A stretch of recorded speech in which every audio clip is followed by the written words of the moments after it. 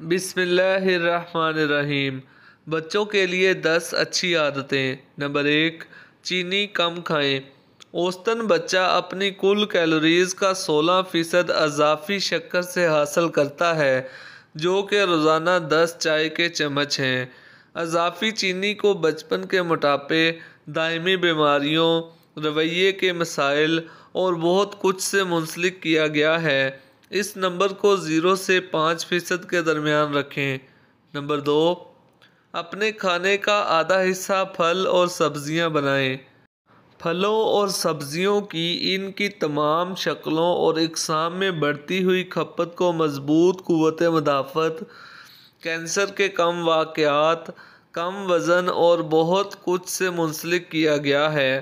ایک متوازن کھانا قدرتی طور پر آتا ہے جب بچے اپنے کھانے میں آدھے پھل اور سبزیاں کھاتے ہیں۔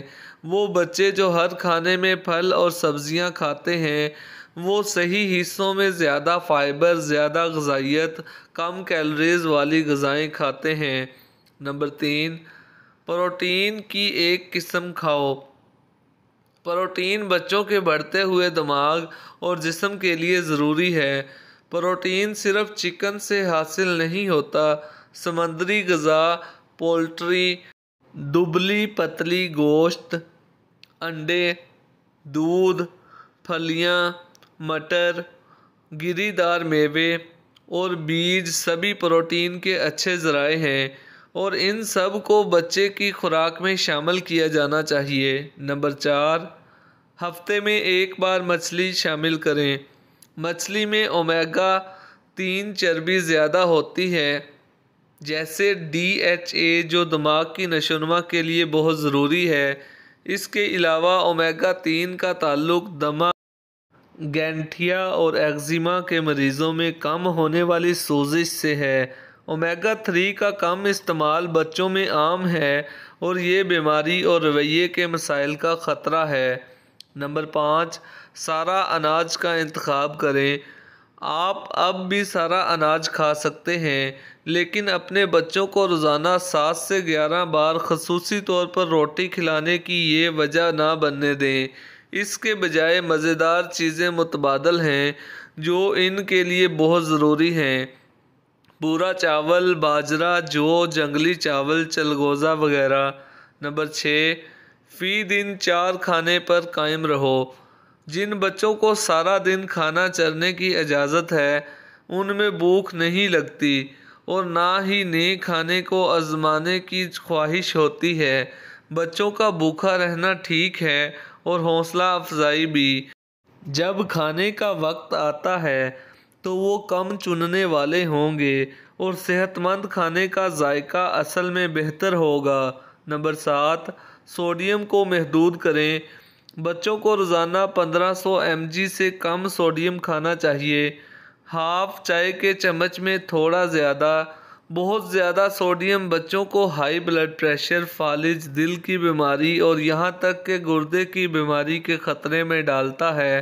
لیبلوں کی جانچ پڑتال کے بارے میں چوکس رہنا اور جہاں ممکن ہو نمک شامل کرنے سے گریز کریں۔ جڑی بوٹیوں اور مصالحوں کے حق میں سفارش سے نیچے رہنے کا ایک آسان طریقہ ہے۔ نمبر 8، پروسیسڈ فوڈ کو محدود کریں۔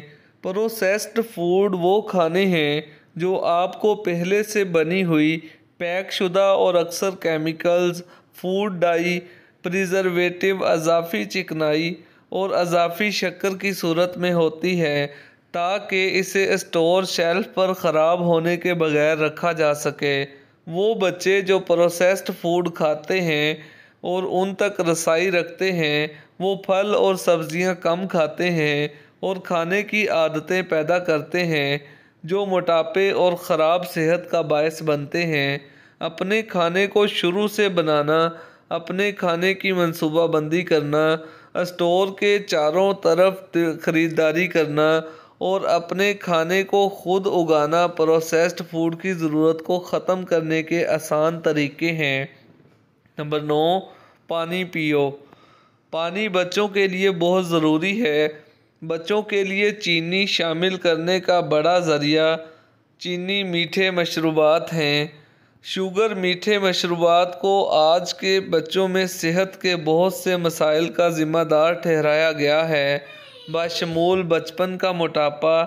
یہ مشروبات ان کھانوں کی جگہ بھی لے لیتے ہیں جن میں غذائی اجزاء اور فائبر ہوتا ہے، جن کی بچوں کو بڑھنے کی ضرورت ہوتی ہے۔ نمبر 10، اچھی طرح سوئیں اور سخت کھیلیں۔